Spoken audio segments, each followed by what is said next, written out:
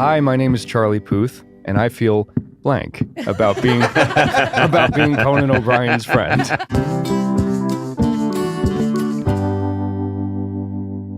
Hey there, welcome to Conan O'Brien Needs a Friend. I'm Conan O'Brien, of course, and I'm joined by Sona Movsesian. Hello, Sona. Very good to be here. Thanks for having me. And David Hopping is, of course, filling in for Matt Gorley, who's on paternity leave. Forever. Still gone. He's still gone. Listen, I respect a guy. Yes. He takes fatherhood seriously. I did not. When Liza was giving birth to our first child, I left mid-contraction to go back to work. And I still haven't met my daughter, but I'm told she's lovely. No, it's very sweet. He's spending a lot of time with his family. It's very nice. Yeah. And that's a familial bond, which is very important. Early on, you've got to do it. Mm-hmm. But he'll return one day. Until that time, there's much to talk about.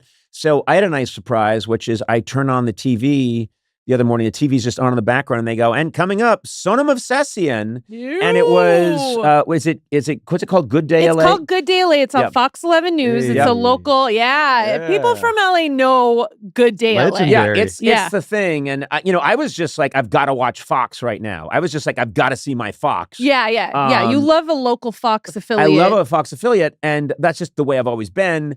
And then I hear, we'll be right back with Sona Movsesian. Yeah, baby. And you come on, and you have a book that's coming out fairly soon.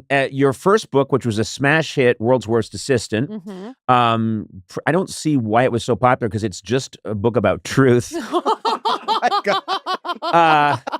It's about my time being your assistant. Yes, called The World's Worst Assistant. You wrote the foreword. I wrote the foreword.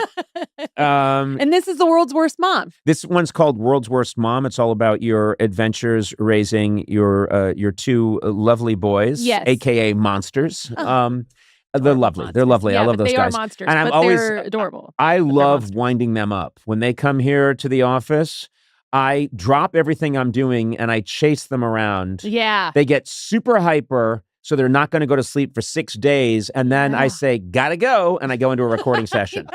And I always see your husband, Tack, looking like, F you, man. Thanks for not, they are plutonium by the time I'm done with them. Yeah. They're psychotic. I chase them upstairs, downstairs. They chase me. They love it. So this is you on the news, Sona Movsesian, and I was thinking, I'm sorry, I had to look at that and think, look how far you've come. Amazing. I grew up watching Good Day LA, and then I was on it. I've never done live television, and I had to be very aware of what I talked about. Right. Like, you've done a lot of things with me, but those are on tape. Yeah. And there's time to pull things up a bit if you get salty with your language, because you did some time in the Navy and you have you got a mouth on you, sister. Right. And so, I was amazed at how professional you were. Yeah. Almost like you took classes. What do you mean? Like media training classes? Yeah. Have you ever done that? I mean, do you think I've done that? I don't know. You have this ability, which you've always had, to appear like a normal person when necessary. Well, yeah, you know what I mean? Like, you're very charming, and you're not dropping F-bombs. You're not telling raunchy stories. You are just this glowing... well, sometimes when I was working for you as your assistant, there were times when we had to interact with like actual real people, like professional, decent people. Right. And so you have to switch it up. We can't be like, oh, fuck you in front of like, Michelle Obama or like her people. I hope not. Jesus.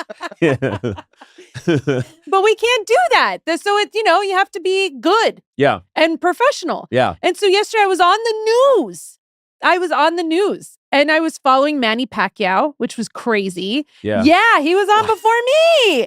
And I had so much fun. And those women I was on with, one of whom is my friend, Araxia, and then the other two anchors, everyone was so professional. They're so like cool. They're fun. They look great. But don't you think, and I don't mean to insert myself in a situation, but don't you think in a way they had you on to kind of get to the big dog? Do you know what I mean? Like, was there anything like, oh, so you're here, Sona, that's great. Is he coming? Oh, they think like you come with me? Yeah. And then you would just replace me? No, not replace you, but you have to look. It's just got to be a thing in your life where you have to be a little suspicious that people maybe are.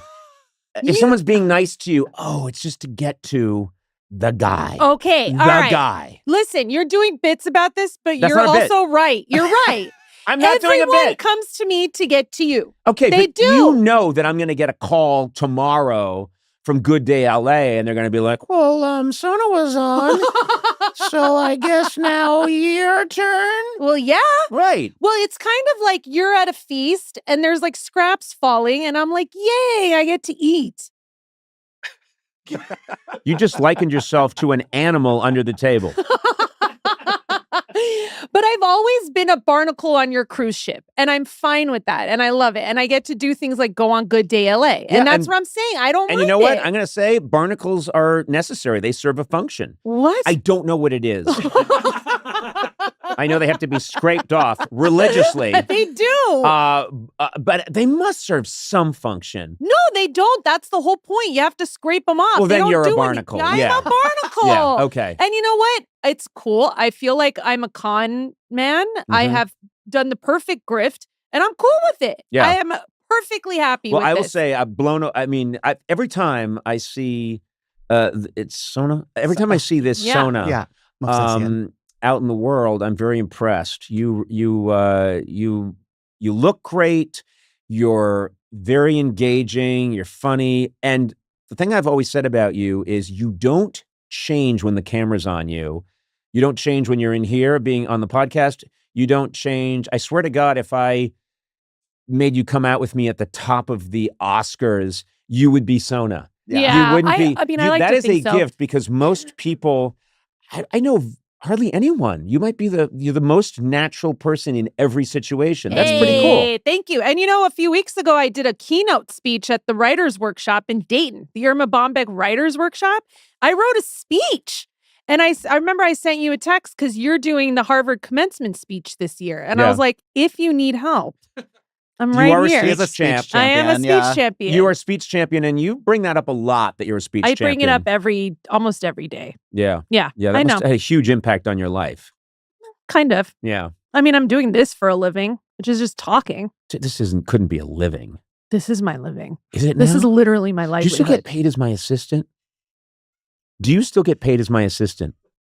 Yes, I do. Oh my God! Oh my God! Oh my God! Back in October, I had to go to a wedding. She covered me for 2 days. I covered him for 2 days. Remember? Yeah. We went to the eye doctor. That's why you pay me. Why did I 'cause go to the eye doctor? Why did you go? You went to the Your eye eyes doctor. were like watering. Oh, that's right. They were watering. And then Yeah. it turned out they said you're having an emotion. That's how repressed I am. I said, my eyes are watering. And they went, anything happened? Well, my parents died last year. And also this sad thing happened. And they said, that's called crying. But I do things sometimes. I don't. I actually don't. I don't do anything. That's an incredible. And I just saw this rock. I was walking through the forest and I saw this rock and I just lifted it up and I saw scandal, depravity, injustice. And I quickly put the rock down. But if you think we're not revisiting this rock and lifting it up again, you're sorely mistaken because this is a scandal. And I want Sue Lane in here. I want Sarah Fedorovich in here. I want to open the books on this thing because my God. I think you're committing a crime. How dare you? I was How your dare assistant you? for How 12 dare me? years. The fallout from being your assistant has fallout? been that I am attached to you for the rest of your life. So for the rest of your life, you're paying me to be your assistant. Even though I'm not assisting I'm going to you. investigate this. I'm going to get into the weeds. This is a crime. This is a crime at every level. It is. And we're going to have to figure out, unbelievable. Unbelievable. I still get notifications when it's someone's birthday. I don't do anything with the notifications, but I get them. Oh, yeah? Did you get a notification about this Saturday? My fucking birthday? Hey, I think the barnacle should learn the birthday of the cruise ship it's been hanging out on. You had no idea. Oh, I get notifications about important birthdays. Oh, yeah, how about this Saturday? Oh, whoa, Oh, I mean, yeah. You just remember, you don't need a notification because it's just. it's there. I It's always there. know it. Yeah, I it's have all it that. tattooed on my leg. Oh, yeah. Okay. April 18th. Okay. Thumbs up. All right. Listen. Shut up, Blaze. Wow, we've exposed so much crime. The rot goes deep. The rot goes deep. All right, my guest today is a singer, songwriter whose fourth studio album, Whatever's Clever, is out now. Very excited to chat with this gentleman, Charlie Puth. Welcome. Is this a first? I think after 35 years of doing this podcast, for the first time, our guest, Charlie Puth, has a keyboard in front of you, which is really cool and may become mandatory for everyone. I may just say, even if most people won't play the keyboard, but I'll insist that it be there and that they take a few stabs at it. Yeah. It kind of colors my words a little bit more. Like if I have like a really good idea, Oh, if I'm introspect. okay. But let me ask you something. What if I start to speak and things get menacing? Let me tell you something, Charlie. I'm going to switch it to the piano here. Yeah, Hold on a let me second. tell you something, Charlie. Oh, yes. I don't like you, and I don't like what you stand for. I've never liked these musicians, these prodigies, and I'm gonna kill you. Now let's have it get happy. And then I don't Wait get a minute, killed. I'm off my meds, but now I'm back on my meds again, Charlie. Because now we're in C major and you don't end up killing me. That's good. See, I'm in it now. You're in it now. Lovely to have you here. There is so much Thank to talk you. about. You're on fire at the moment. You've got this great album out. Thank you. And I'm very excited to have you here because I just want to talk about something. First of all, it's called Whatever's Clever. You've got some great tracks. First of all, this is crazy, but one of your tracks is Don't Meet Your Heroes, and yet here you are. High five, Sona. I don't Come know. on. Holy shit. I had to. I love I Used to Be Cringe. I was listening Thank to you. that actually might be my favorite song on the album. It's a really good song. Oh, wow, and you thanks. talk about how you is that yes? No, They wait, said now don't play more than 6 seconds of a song, but I'll let you play. I'll give the rights to you or whatever the fuck it is. No, you just wait a minute. You just gave me the rights to a Charlie Puth song? Yeah. You idiot! And that's a verbal contract. That's what I'm gonna. My new scam is going to be getting, My Billie new Eilish in scam. here, getting Taylor Swift in here, getting Sabrina Carpenter here, and then having them blurt out, "Okay, you can have the rights." And then overnight, I've got 7 yachts strapped together. I don't know if I Used to Be Cringe is going to give you 7 yachts, but I really like it. I Maybe. identify with the song, though mine would not be past tense. I remain cringe. well, mine isn't past tense either. It's still. And then I love this. One of my favorite people was Jeff Goldblum. You have a collab on a song called Until It Happens to You. Mhm. And I thought, because I know Jeff's a musician, this is going to be Jeff playing. When you get to his part, which would normally be like rap or singing a solo part, it's him talking.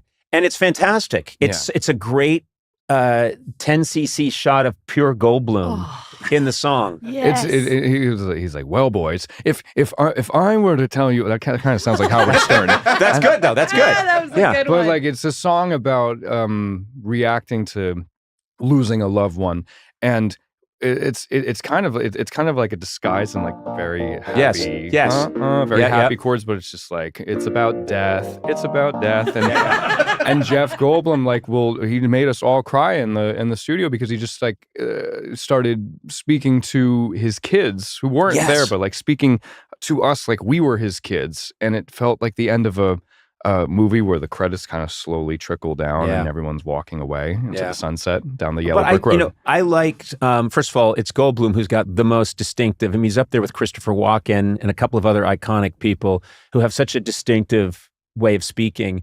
And it's almost the part of the song where someone would scat. And he is kind of scatting, but it's Then I realized that's just how Jeff Goldblum talks. Just, let me tell you something. Yeah. And he's doing that, and you realize that, this is a version of jazz. And it's just the way Jeff Goldblum talks. Absolutely, it is. And I strive to find the most melodic people on anything any project that I make. And yes, I'll do it. Wait, I'm sorry. That was my next question. I thought that was an invite. Sad. I've got the rights to one song, Yeah. and now I'm going to be in another song.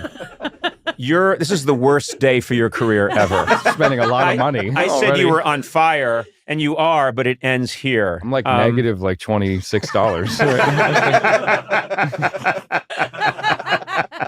I've got to mention, we'll talk more about the album in a second, but and when I say a second, I mean towards the end of the interview.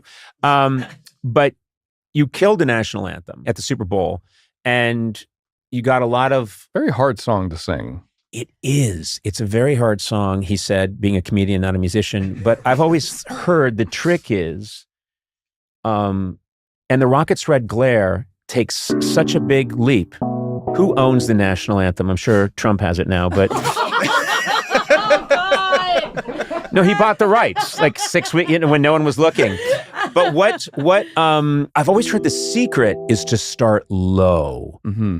Well, that's what I would do. I would be like, oh, say can. I would start down there. So you were doing it in C major. Oh, say can you. So then when I go up to and the rocket's red, I can. You'd have to go an octave up from say. Actually, no, you're correct. Yeah, I have.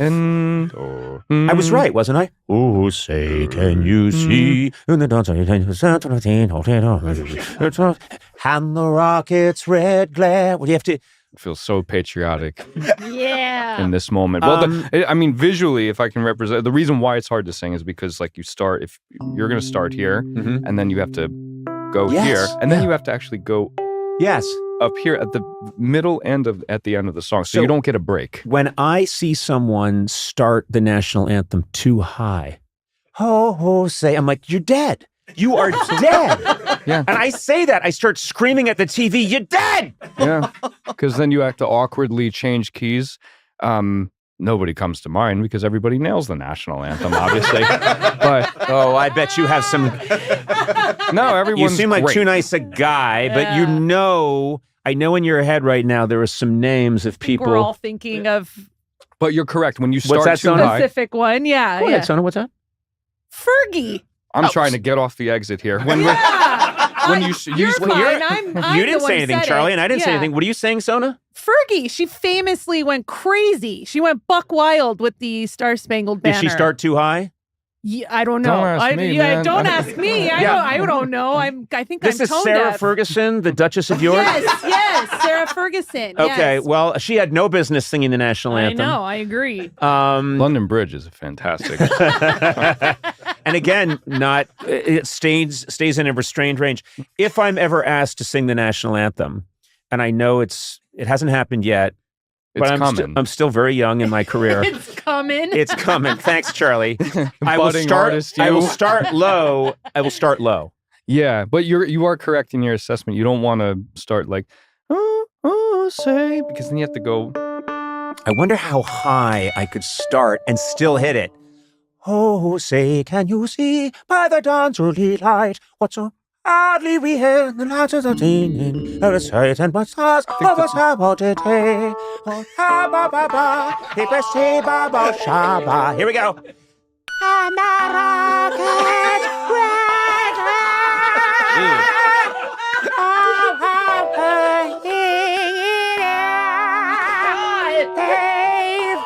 A modern day Minnie Riperton. You know what? You ran out of keyboard. And I saw you pull some extra white keys out of your pocket and glue them. I had to really drive the shit up. You got really loud there for a second. Yeah, it's insane. It's insane. But But it's kind of like a cross between Tiny Tim and like Freddie Mercury. How dare you? Yeah, it was. It's a very good musical analysis. I had my testicles removed 6 weeks ago in preparation for this interview. And I'm told they might be able to reattach them. Might. If they can find them. See, you don't get stuff like this in Santa Barbara, where I live. You have to come to Hollywood for this shit. Have you got an ass?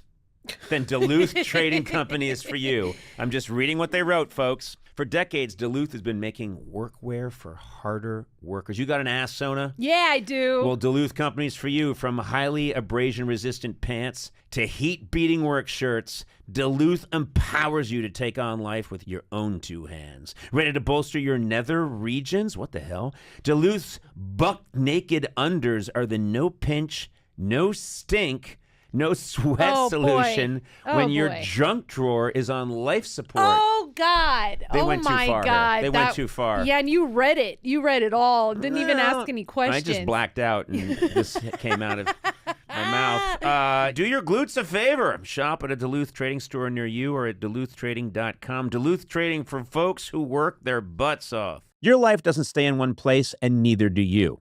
Whether you're commuting to work, visiting family on the weekends, or road tripping all summer long, you need a vehicle that keeps up.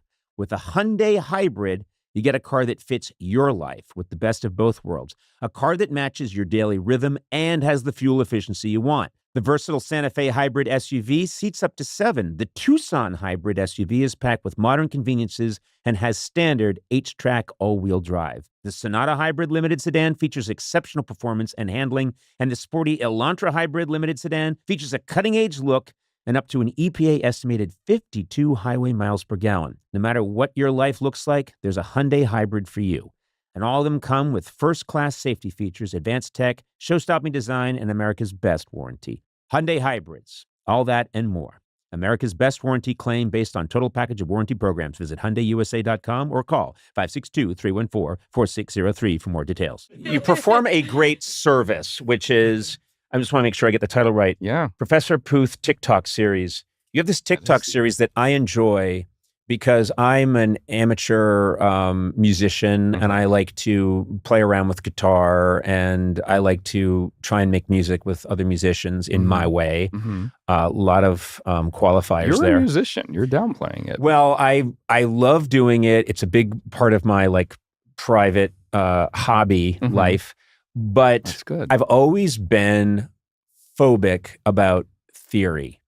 And I was phobic about math when I was a kid. And when people would bring up math, I would think, I'm not smart, I can't do this. And I would shut down about math. And I'm the same way when people bring up theory. I love to mess around on the guitar. And then when someone says, well, that's interesting, that's the relative minor. So you can take the relative minor, but remember, if you play the flat, remember, there are 3 flats, I just black out. I do too. You do? Really? Absolutely, I do. I'm not just saying that to make you feel better. I really remember there's a, solfege, do, re, mi, fa, sol, la, ti, do. Yeah. That is put in place so you can know, it's built as a reference for singers. So like do, now it's a toy piano sound. Yeah. Good job, Schroeder. This is C is do, and then fa is F, but I don't need do, fa, like it's an extra effort for me to remember that. I just know it's C and F. So I would go to my teacher and be like, I don't know how to read solfege. She was like, well, you have to know how to read solfege. You're in fucking solfege class. I don't like the way this teacher talked to you. Yeah. And I was like, if you don't know how to read it properly, you have to go to solfege 3. And I would hold up the piece of paper, but like I can sing and play back every note perfectly because I don't need the reference. I have it in my head. She said, it doesn't matter. You have to go back to 3. So I share that with you where I would get nervous with all the mechanics and theory. You have this great, I use the term origin story a lot on the podcast, but you have this moment, you're interested in music, clearly, and you have a facility with music. Have I made it clear? I don't... Well, there is a keyboard in front of you, which Al Pacino did not have. But you went to Catholic school. I did, yeah. And you had a moment in Catholic school when, is this correct? An organist, someone who played the organ for you guys at a mass or something, wasn't present. Do we have an organ sound? I don't think we do. But yeah. Did we get you this or did you bring it? I brought it just because it has my initial CP on it. Aww. Very nice. It's not my piano. I just it's tiny enough where it's not super. So you're that self-involved that you need your name on everything. Very narcissistic. Okay. I saw your license plate on your car when you drove. It was Puth rules. Yes. Puth's in here. Yeah. But yes, the church organist didn't show up, and they were going to play it. It was the time of life where they would play things on tape. I don't even know if that exists anymore, but they were going to play the whole mass on tape and awkwardly pause it, and they sometimes wouldn't pause it correctly. And then I was like, I know the whole mass from memory. I've heard the songs so many times because I thought it was like, if you look at a cup with a deer on it, you're going to remember what the deer looks like. If you have a bit that you have to memorize, like it's if you read it enough, you're going to remember eventually if you read it enough times. I thought that was the same thing for everybody, just with sound, and apparently it wasn't typical, and that's how I discovered it. Yeah, it's funny that you thought, well, wait a minute. Okay, the organist isn't here, the person who was supposed to play, but how can I make this about me? Yeah. Well, I would do that, but then have nothing to back it up.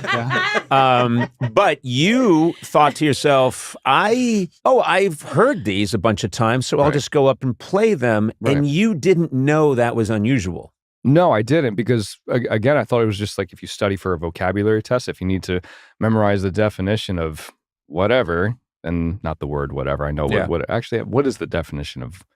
Anywho, you read a bunch of definitions, you're gonna memorize them because you heard it so many or read it so many times. Yeah. I attributed the same feeling with sound. If I hear a James Taylor song 10 times, I'm gonna know it right away. Right. It's interesting. I think I'm actually pretty good at hearing something, and then over the years, having my own band and the late night shows for years, sometimes I would say, "Oh, let's play that song. I heard it and I really love it."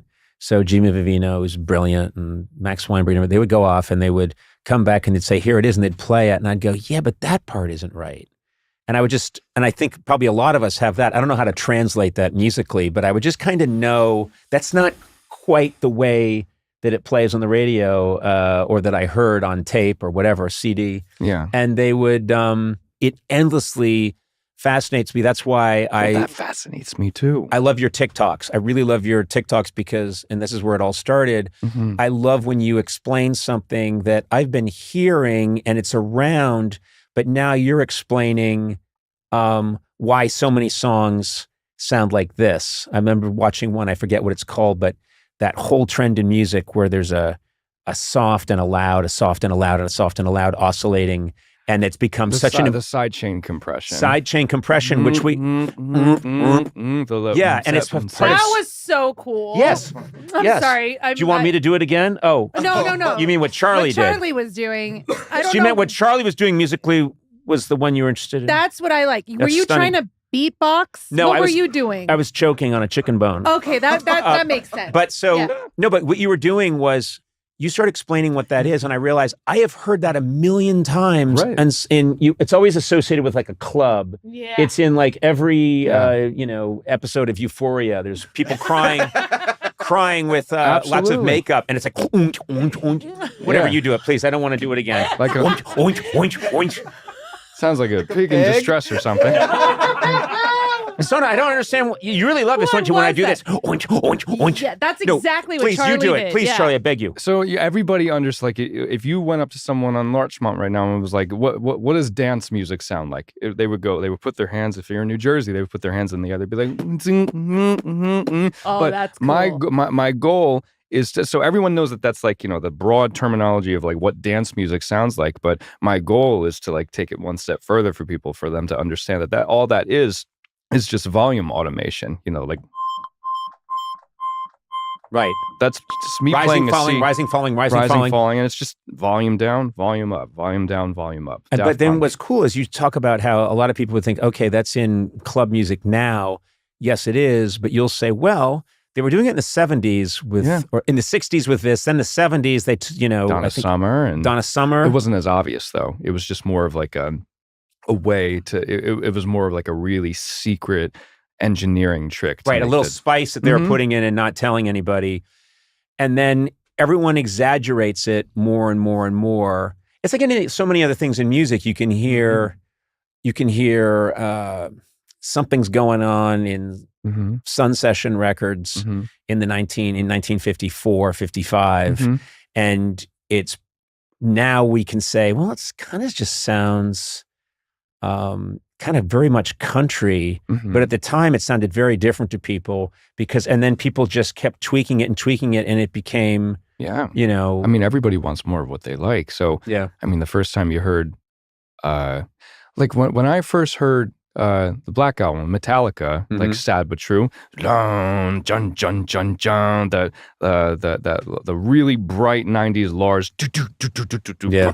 like a motorcycle fucking like metal kind of sound. Then I started here that came from or might have been inspired by like Living on a Prayer, Bon Jovi, or like another Mutt Lange record where they were experimenting with, but what came before Living on a Prayer? I'm generalizing, like In the Air Tonight, Phil Collins, big Peter Gabriel, Phil Collins gated drum sounds. Yep. Everything you can trace.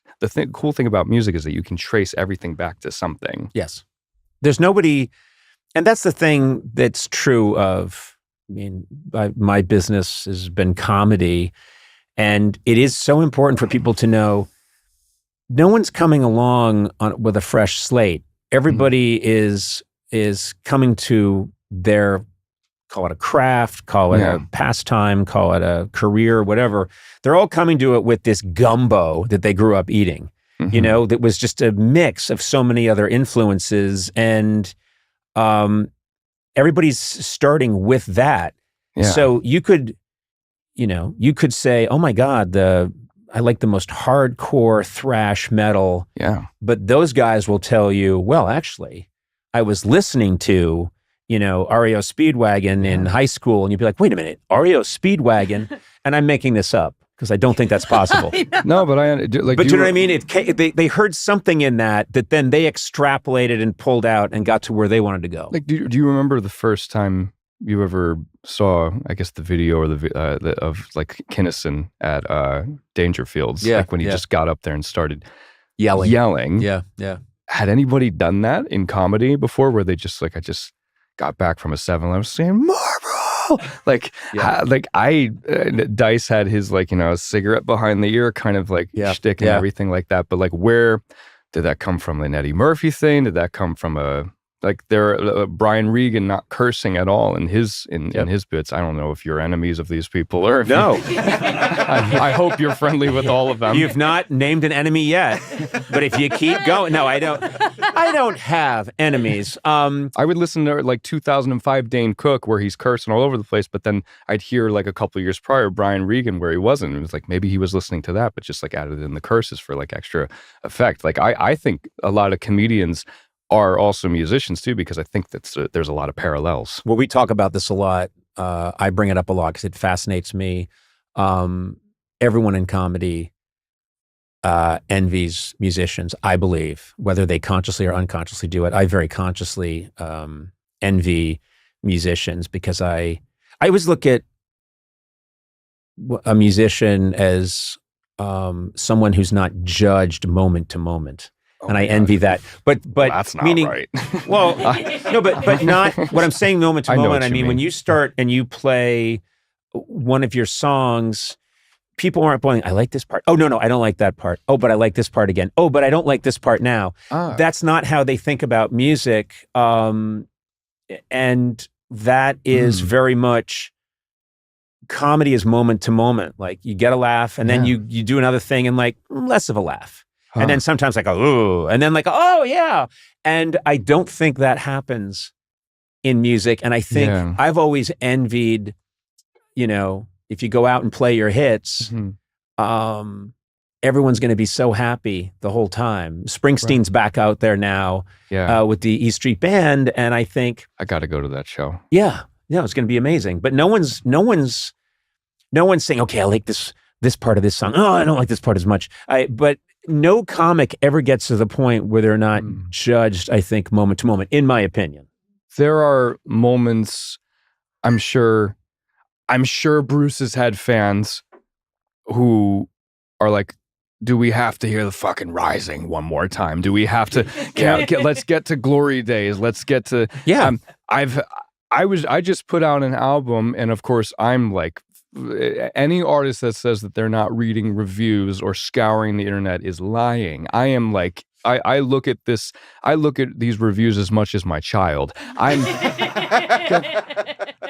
And you nurture them. You nurture them. I take them too seriously sometimes. My wife tells me to stop looking at them. I saw this one, and everyone's entitled to their opinion. I saw this one review saying that Charlie just put out an album, and it is just another soulless attempt at trying to be an artist, and that really hurt my feelings because I put my heart and soul in this, and I didn't make this album to make a bunch of hit songs. I wanted to actually talk about, fatherhood, my family, and other things like that. And they're like, "Boo, doesn't have a catchy hook." It's like I had my song "Attention." You just want attention. You just want. I had that song out. It was a #1 record, and we couldn't sell 3,000 tickets in. I think it was Chicago. It was like 2,000 tickets. 2,000 people is a lot, but it was a tour meant for 5,000-6,000 people. I've had hit songs out. People knew the hits more than they knew me. My goal on this album was for people to know me. Yeah. And sometimes I get jealous of comedians because their personality. Like when first time I saw Ralphie May, it's like I became obsessed with Greg Giraldo, and I felt like I knew their personality. Yeah. They both passed, haven't they? Yeah. That's okay. Oh man. I just named 2 people that passed. That's okay. It happens, But People what I die. mean? I know I feel like I know you because I've obviously grown up watching you, and your delivery, it's like you are who you portray yourself to be. And whereas a musician, it takes a couple of years for people to get to know you unless you just nail it right out of the park. But that's interesting to me that you, and it makes perfect sense that you have worked with so many great artists, and then you yourself have had so many hits, and people know your name, and now you're saying, yeah, I really want to get into the autobiographical part of songwriting and have people connect to you that way. That makes perfect sense to me. As far as critics go, there's no escaping criticism. No. And I got to a point in my career where I don't look for it. I have, sometimes you are just confronted whether you want to know it or not with the good and the bad, and usually people tell you if there's something really mean about you out there, you'll find out because your garbage man will say, "Hey, did you see that?" And I'll say, "Well, I didn't, but thank you. I don't think you're the worst fuckhead in the world." Well, I appreciate that. Why are you eating so much dairy? Yeah. Now, the dairy is another issue. We'll talk about the dairy. It's coating your stomach for the morning. Yeah. But I think that I would agree with your wife that I don't think it's necessary to seek it out because when you're doing work that you like, that's important to you. And so that's why I would agree with her that you going on the internet and looking for what do people think about Charlie Puth is unnecessary. Everybody does it though. I mean, and I totally agree with you. It is completely unnecessary, but it's almost like high school. You just want validation sometimes. You poured your heart and soul into this and you just want people to at least take a listen to it and understand. And there's millions of people that already have. I'm coming across as if I'm scolding you or telling you this is ridiculous. I completely understand what you're saying, but I've spent a lifetime around people that are looking for validation. And then they're like, well, first I got to do this sold out series of concerts at Madison Square Garden. And then I'm getting knighted in England. And then I have to go to Spain where they're actually making me a member of the royal family. And it's just one of these funny things about human beings. Yeah. And trust me, anytime I do anything, I think this is the test of whether I'm any good or not. And I recalibrate every time. I set all the clickers back to 0. I think you guys could agree that all the clickers go back to 0, and it's like you're giving a small toast at a Christmas Party. Yes, I know. But these are good friends of mine, and this has to be the greatest toast of all time. And if it isn't, I'm nothing. So I'm telling you that, yes, we're all ridiculous people. But at the same time, because I'm not you, I can say that you do not need to be hunting on the internet and reading, oh, good, someone wrote something nasty. I need to read every single word of it because I don't think it serves you. It doesn't serve your creativity. I don't think it's doing anything. No, it doesn't. And you don't know what that person's going through, which is they wanted to do what you're doing possibly, or they have biases. Of course they do. I've had interactions like that before. There was this like bartender who was very rude to me, and then I'm never rude to people, like, because I always have that like mentality of like they might be going through something, and it turns out that like he didn't get into the school that I went to, and like he was very well aware that I went to that school. It all had to do very little with the fame aspect, with the school aspect, and I ended up having a great conversation with him about music. Right. Was this Berkeley? This was somewhere in Woodstock, Vermont. But I mean, was the school Berkeley? Oh, the school was Berkeley. Yeah. Yeah. You ever been to Woodstock, Vermont? Yes, I have. Gorgeous. Yeah, beautiful. New England. And yet this person's living in beautiful Woodstock, Vermont, and they're bitter and angry, you know? Maybe not anymore. No. I think after they already had a resentment towards you, then they met you and you were really nice. Yeah. He's twice as bitter now. And he's nice. Yeah. He should have been a dick, is what you're saying. If you'd been a dick, then this guy would be so happy right now. I'm glad I'm not him. Then I'd be a dick. But now so he's probably not alive anymore. I'm just going to put it out there. God. This took a turn. I'm sorry. I'm sorry. I think there's a good chance that person no longer walks the earth and it's your fault. But anyway, let's move on. God. I've got to get into music because I can't be a comedian anymore. You're sick. I'm just a broken man. You're so sick. But it's going to be fine. It's like when you watch the sitcom and you hear like, you know, there, everything's gonna be okay, and then you hear the audience clapping like, oh, and then, and then you have to and then like Uncle Jesse comes in and you have to some sort of like comedic break and be like, anybody want to go get tacos? And then the credits fucking roll. Going on tour. And this is a big tour. Big tour. What's the name of it? Is it named after your album?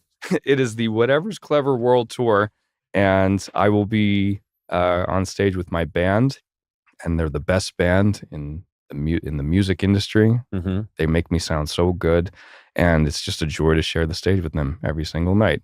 You have to come to a show. I would love to come to a show. You come to the Forum and show. Maybe if you want me to come out, sing a song. I know this is coming, so I want to save you the embarrassment. No, I'm serious. And you throw out a key because I also have perfect pitch. I feel like you actually might. Comedically, I have perfect pitch. I never... Oh, wait, I just did that thing about a guy killing himself. Yeah, you did.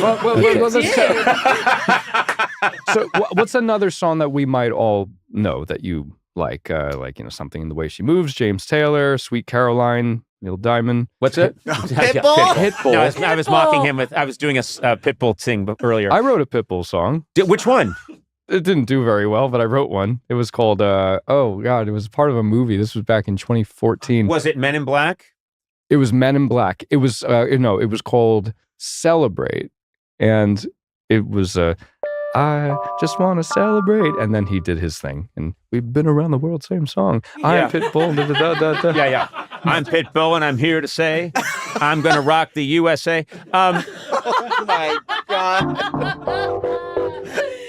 I was driving in to work today, and I was flipping around FM radio, which I never do, just randomly, and I heard this song, and I'm like, what is that? And whoever the rapper was, I found out later on, it's Pitbull, was sampling, baby, ooh, you're the one, down, this late 50s or 60s hit. And what is that song called? Because what I was going to ask you is if you can sing a song that you like and see if it's actually in the key of what the song all actually right. is. I'm going to sing Runaway. And we're going to get in trouble because we can't do these songs, but It's I'll have going to to be a keep it very quick. expensive Right. guest that I am. Yeah, if it, what I forget. Well, don't Melvin's even guidance. sing. Don't We'll even figure sing. it out in Just post, sing the too. sing the first song. Sing the first note of a song that you like. Well, I'm gonna see. Wow, this is incredible. Do you know Sweet Caroline? Sweet Caroline. Do, do, do. Yeah, not so well. I mean, I hear the way the Boston Red Sox crowd sings it, and we know they've been drinking, and they've got 40 days. You sing a I'm lot. going to give you 40 days. That's Ronnie Hawkins and the Hawks, 40 I do days. not know that How about song. a Jack White song? I don't know any We Jack are White gonna song. be friends. Yeah. Ideally, a song I know, so I can see if he's Yeah. correct. Do you know We Are Going to Be Friends? Fall is here. Hear the No, yell, you're stumping back me. to I usually school. know every song. Okay, it's a very famous song, and I'm ashamed of you. We can get off it if you want, but like I just No, want. I I feel like I want to hear this. I wanna hear Cupid this by too. Sam Cooke. Cupid, draw back I your don't know bow. that song. What the fuck's What the going on? fuck is wrong with you? I don't know that Sam song either. Cooke I don't know died it. so that you could live. What? I mean, This Why- show we we is got to my bring it up into the kryptonite. Why current don't you pick a time. my Beatle? God. What about a Beatles song? Oh yeah, Beatles song. Well, of course, we all know those. Help, I need somebody help. I think that's B minor. It starts off in. Yes, it is. Okay, so Help. Yeah. I need some. Is that? Did I just sing in B minor? But you're doing it in D minor. Like, Yeah. Well, I fixed it. I often fix but Beatles songs. you know the first chord's B minor, so you Yeah. definitely have some extra recollection. I do. I remember that. That's fascinating. Okay, I'll admit something. You talk about this Mhm. song where you make fun of your prior self, or Yes. and talk about how I used to be cringe. Mhm. And I think one of the reasons I identify with that song is that I always want on this podcast to underscore that is the human condition. It's not the Conan O'Brien condition. It's not the Charlie Puth condition. It is the human condition that we are very self-critical, and Yes. we think our former selves were illegitimate, and then we've slowly worked our way to legitimacy, or we're not quite there yet, but we will be someday. And I think that's just a fallacy. I think so your song was about how I used to do this. I used to wear my hair differently. I used to try and throw out these words to seem cool. And I think, yeah, this song is special, was resonated with me just because I think I do that about musicians. I think they're real. You know, they're real because you can sit here and you can make magic with this keyboard, and you can write these songs that 2 billion people will listen to. And I think, oh, that's many, many levels above what a comedian does. And I think a lot of comedians do that. I think a lot of us lower ourselves around musicians because I think we put musicians on a pedestal, and maybe rightfully I so. don't think you lower yourself. You just sang the fucking national anthem, right, Timmy? I think, but I understand. I didn't sing it as high as I think I could sing it. But this is very. I didn't know that this was going to be so introspective. This is very. Continue. I'm sorry, This I is- won't. No, I like every now it. and then some real stuff breaks out here, and we try to clean it up in editing. Yeah. And add fart sounds. Why do you think comedians will lower themselves when Well, I around think musicians? comedians are all about they're well defended. You know, it's all about They keep the conversation moving. keep the conversation moving, slip and move, and make fun of yourself before someone else can make fun of you. There's a lot of tricks that we all employ because really we're just protecting ourselves. A lot of really funny comedians grew up not being able to fight, and this is what we could do. And so it literally is kind of a weapon. It's a survival mechanism. And these aren't new observations. This is as old as time. But I do think that a lot of comedians can grow up thinking, yeah, I do this because I literally had to make my mark or survive in some way. Not literally survive, but survive these social situations. And then music just feels so instantly like, oh my God, that's great. Do more of that. You know, when you come across someone who's playing the piano really well, you just think instantly, oh my God, that's like God is speaking through them. And I don't think we think that way about comedy. God is not speaking through me. And if he was, God should be sued. Yeah. But you know what I mean? no. And so I'm not, this isn't false modesty. This is what I really believe, is that when someone is playing with these sounds and manipulating them in a way and creating these patterns seemingly without effort. I know there's a lot of practice involved and there's a lot of work, but when they sit down and they're just messing around and you see the film Get Back, the recut version of Let It Be, when you see that and you see Paul McCartney sitting with his bass and he's frustrated because they need a song and he just starts over and over again banging, and then you see it become the song Get Back through sheer force of will and creativity, and he does it in real time, and it's this song that again is in my head and I could make noises to simulate it. I know the scene you're talking about. Yeah, and he's just there with his, they need something and he just keeps with a bass, which I did not think of as a songwriter's instrument. I think it's guitar or it's often keyboard or piano, but he's there with a bass and he's just, and he's like, okay, yeah, I see what it is now. It's just gonna, don't sing too much, you'll have to pay. McCartney isn't cheap. And McCartney he's monitoring this stuff right now himself. He listens to this podcast because he knows. Right. I gotcha. See what you done? Because he's the master of none of this is like all of this is not even about me. It's not if a musician, the reason. Well, not the reason. This is how I'll say it. Musicians that make it all about themselves are the first to fall, in my opinion, because like it's not this. I didn't invent this chord. This is like some God particle thing, and then we apply our human experience. Right. And the chords, like that sounds ugly, but like when you put, like it starts to resolve. Like that does something that can make anybody. If there were 100 people in here and I played like a fire alarm, everybody would like, wince and cover their ears, but they're not going to do that if I do. Going to be like, they're not going to, there's a difference. Like you can do that. That's a very primitive example, but like you can do that through intervals and chords. And then it's our goal as humans and job as humans to put our experience in what was made for us already. Yeah. The stage was set. You know, it's interesting. The parallel that I always find is because there are certain rules that exist, obviously, in Greek tragedy. I mean, the Greeks invented so much. Great salad, by the way. Oh, jeez. But I just looked at Sona because she's part Greek. Like I invented the salad? Well, your people did, and I'm proud of you. You're welcome. For My that. gut feels amazing every time I eat what you've made. You're welcome. You're welcome. But there's dramatic structure. There's dramatic structure, and if you look, plays, novels, any story has a dramatic structure. Sitcoms have a structure.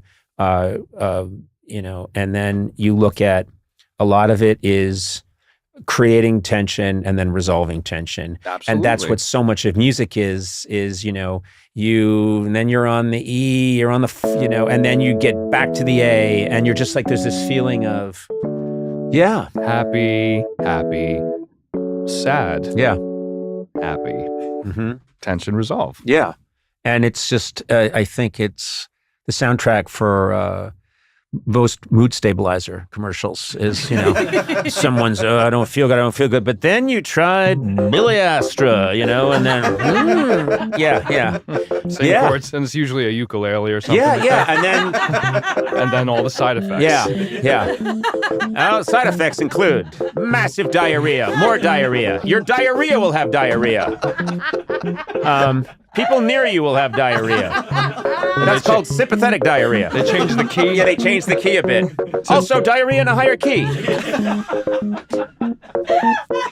But that I do think that's diarrhea in a higher key is what the tour should be called. I'm going on tour. Or just open with that song. Yeah. I think it's Kashmir, dun-dun-dun, dun-dun-dun. Yeah, we really got to be careful because Jimmy Page is on the same, he's watching on the same Zoom with Sir Paul. There he goes. That's a song that stays forever. And then these are very simple, elemental changes, and I don't know, I don't know that song that well. It's not in my head, but it's like it's almost like it's in E for a long time, and then it goes to E7. And so you can sort of see like the ice is starting to break and it's agonizingly long. And then suddenly it goes to like A. And every time that happens, every time I hear it in any context, I think, I've just seen the face of God. And it's the simplest move in the world, but that is, I think, what a lot of people in comedy do as well, which is you create this tension of what this person is saying is completely outrageous. And then laughter is the resolution. Yeah. People laugh and it's like, oh, good.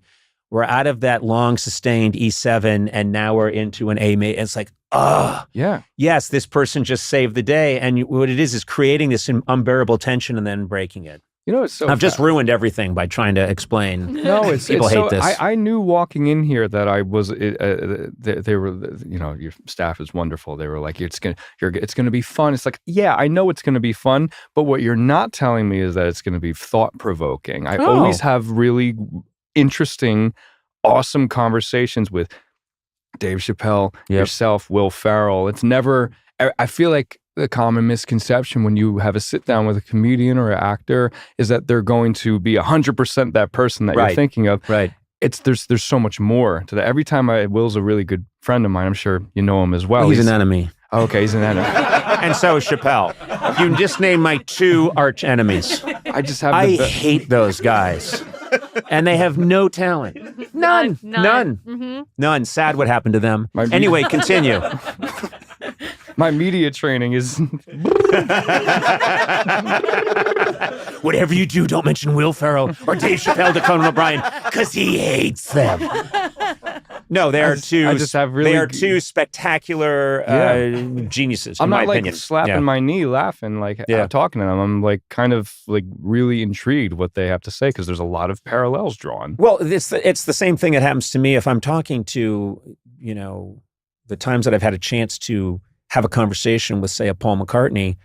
I don't walk away thinking, what the hell was that? He made no music while we spoke. And it's the same thing because the first time I met Steve Martin years and years and years ago when I was a writer on Saturday Night Live, I went into the meeting to pitch him ideas thinking he's going to have an arrow through his head by 1978, 1979. Like yeah, he's going to, there's part of you that thinks that's who you're going to be talking to. And yeah, exactly. That it would be that era. That's the era that's how I first experienced Steve Martin. And then you walk in and it's this very, very serious as a heart attack guy who's trying to figure out what he's going to do that week, talking in a very soft-spoken voice. And he can access that, but he's not going to do that right now. So that's fascinating to me, yeah. Yeah.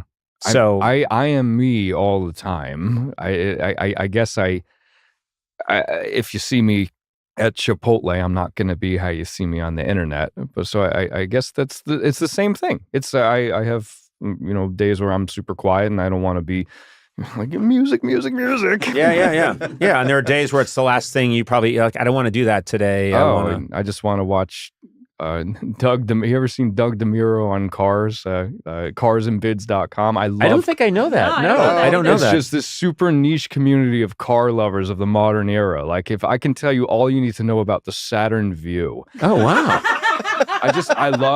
Cars of the modern era. Cars of the modern era. Anything below 70s, like I don't know what a fucking 79 Corvette is supposed to look like. Right. But I can tell you everything about the Scion XB, the Leaf. Do you know anything about the Leaf? Nissan Leaf. Like I love. Even phones, I like that. I love that. A guy LG just going chocolate. on and on about, okay, I got this Nissan Leaf. And it runs at 40 watts. I bumped it up to 41. This sucker will do, out of the gate, it'll do 35 miles per hour at top speed. I do know the statistics. It's a straight 4-cylinder, but it's. Wait, you got a 4 under that hood? In that Leaf? What do you got in that Leaf? You got a 4? Like, do you know what I think about when my wife's trying to watch her heated rivalries and whatever? Oh my God. I lay down and think, why did the Yukon Denali in 2002. I'm serious. Why did GMC have this beautiful insignia and this chrome door handle on the Yukon Denali in 2002? And then in the 2003 model year, they got rid of it. This is crazy. You're going to say I'm making this up? I have my notes here for the conversation. Denali, right here. Why did they lose it on the door? Right here. Soda believed me! Soda believed. Did you believe me? That's did. Insane. I know. I'm very Why would I gullible. go into an interview with Charlie Puth to talk about You the were Denali? so sincere. I just brought it up. I didn't know. I thought He maybe just you brought it up. mentioned it. I don't know. You're a fool. To be I am. fair, I'm real I dumb. thought he was serious too. Thank you, Charlie. Thank I have a way you. of committing. Yes. Yeah. I'm going to say something because we ran out of time a while ago, and I've been keeping it going because Just having too much fun. I was having so much fun. I'm shocked you haven't been here before. And our booker, Paula Davis, I went to her a while ago and I said, let's get Charlie Puth on. I love him. I watch his TikToks. And she said, no, not going to do it. Not going to do it. And I kept pushing her and she's like, no. She was like, no, we're not going to do it. We're going to do it. And I said, why? Why can't we have Charlie on the show? And she said, because you can't handle the Puth. Oh. I gotta go. I I gotta go. I can't do this anymore. I gotta go. Oh, God. I gotta go. What do you think? No, Is it the end of the podcast? No, yeah, it's done. It was good working with nice you. working That with was you. awful. Jesus Christ. You can't handle the Puth. You can't handle the Puth. Listen, I am so mad. I thought it was just because I was just recently taken seriously, like a year ago. I feel like people are finally like actually taking me. no, it's because serious. it lines up so perfectly with you can't handle the truth. Yeah. And what I took No, was I hold know on, so let me mad. explain. He's explaining it. Let me explain. so And then your mad. last name's Puth. And so I took hate this this. iconic. What's this? Oh, you can't give me thumbs You're down on this. explaining it. That's the problem. Is Yeah. that now we're Now going into. imagine I'm it's bad Jack enough- Nicholson. Yeah, it's You bad can't enough. handle the Puth. No, That's that's a bad great- enough. You did it. That's a great bit. No, Did it just end? I doubling don't down. understand. Yeah, I think we're done. No, it didn't. Okay. This is how I wish we had started. And I wish this had happened in the middle and then at the end as the resolution. I see. Charlie, that cup has been empty for a while. Yeah. You're just looking for a way just out. lukewarm Erewhon bone broth. No, what are you talking about? You are a phenomenally talented young fellow, and Thanks. I just knew because I see your sense of humor too when I watch your videos. I'm like, okay, this guy does what I wish I could do, and he's funny, and you're a massive success. So I was That is really such happy. a trip to me because you are such a massive success, and like having grown up watching you, and it's like now it's just so full But circle. none of us, to none me. of that stuff. I don't know. I don't think of myself that like this is me being as honest as I think I can be, which is, I have been incredibly lucky, and I love getting to do this thing, whatever it is. I won't put a name to it, but what I love about these conversations is trying to get to something that I don't think I'm ever going to crack. Which is there's this thing we're all trying to figure out. And now you're going to go off, and I know exactly what you're talking about. You're going to go off and play these amazing shows for sold out massive venues, but you're still trying to see Portland's not sold out. Ooh. you know, Portland is That's always the only tricky. one. Yeah, but they're They're drinking kombucha. yeah, I don't exactly. know if they want to Yeah. hear we don't talk anymore. Some do. Yeah. Well, listen, first of all, we're not going to get Portland sold out by alienating Portland. So I'm just going to say, I can't imagine a better place for you to play than Portland. I bet it's going to sound amazing. I mean, great donuts, great people. They can't handle the Puth. Maybe that's boy. it. Maybe they can't handle the We don't Puth. have to go Nuts. back to that well. We just went back to a quip that was cancerous. Yes, it was. I mean, it's toxic. It was. It was. You should apologize. I don't know. Is there any other musician you look up to? Other than me, of course. But Well, I look up to anyone that can make a living doing it. I think that's absolutely stunning. And that sounds, but I'm just amazed No, it's amazing. when, I mean, and my goal getting into this was if I can pay my rent thinking of funny little things or being weird, wouldn't that be the most amazing thing in the world? That was my idea in 1985, and it's still my idea. You know, That's it's like amazing. still like that is, it's not going to get better than that. scale of things can change, but the actual mission doesn't change. Mhm. So I'm blown away when, I mean, I like to sit and talk to people. If I walk into a hotel lobby and someone's playing the piano there, I think, well, that must just be amazing to be able to sit and play the piano, and you've got you've got a standing gig, and people come and they listen to you, and you get some free drinks. That's the part I would want. Yeah. But you can that used to be one of my odd jobs, is I would go, well, not odd, I would play the piano at bars. You can change the room with, when you start playing piano, man. Yeah. I won't play any more of it, but Yeah. God, these laws are destroying, they're destroying podcasts. They are. Well, Billy Joel needs that $35? No. But you would hear Rodney Dangerfield sit down with Johnny Carson, and he would just the audience would change just based on the diction and like his delivery and the expectation.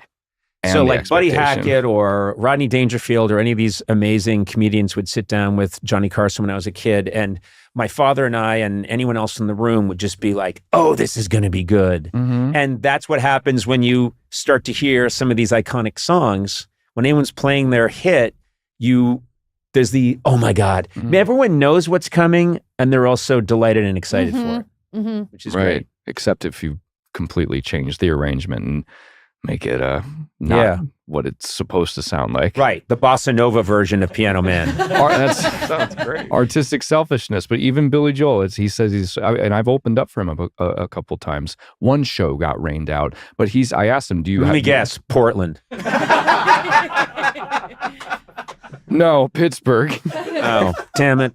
He even said, I asked him, do you get tired of playing Piano Man? And he was like, I do, but the crowd's reaction is worth everything. Wow. That's, you don't quote me exactly, but that's what I remember him saying to me in 2016. Did he say to you, now get out there and open this show? I'm not paying you to talk to me. Well, the show got rained out, and I was all bummed out. He came in, they were like, Mr. Joel Billy wants to come in and, offer his apologies. And he came in and he shrugged his shoulders. He was like, what do you want me to do?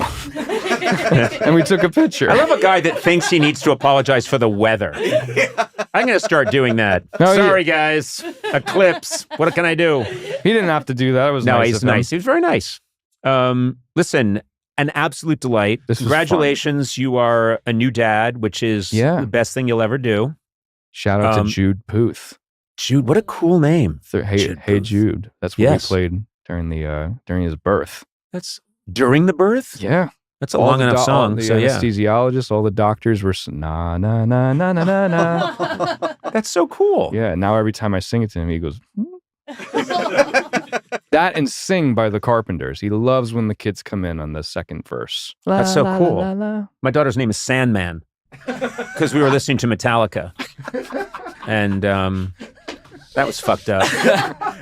But you know what? It turns out Conan O'Brien. Just be careful. This is a public service. Be careful what you're listening to when a child is born, because it can go any different way,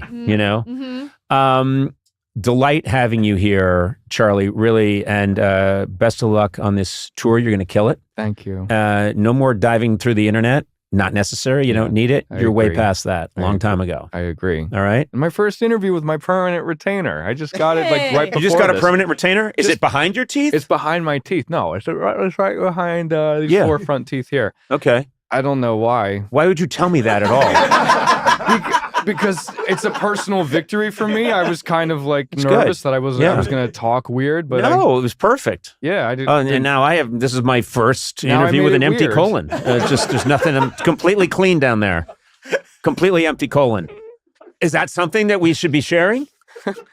I mean, Going on completely. Okay. Haven't eaten in we 6 got it. days. Okay, we got it. And then right before the podcast, Ashabadu. Oh my God. Okay. I'm an awful person. You're awful. Charlie, I apologize to you, to your team. Yeah. But thank you so much for being here. This was so cool. Thank really. you for having me. Thank you, everybody.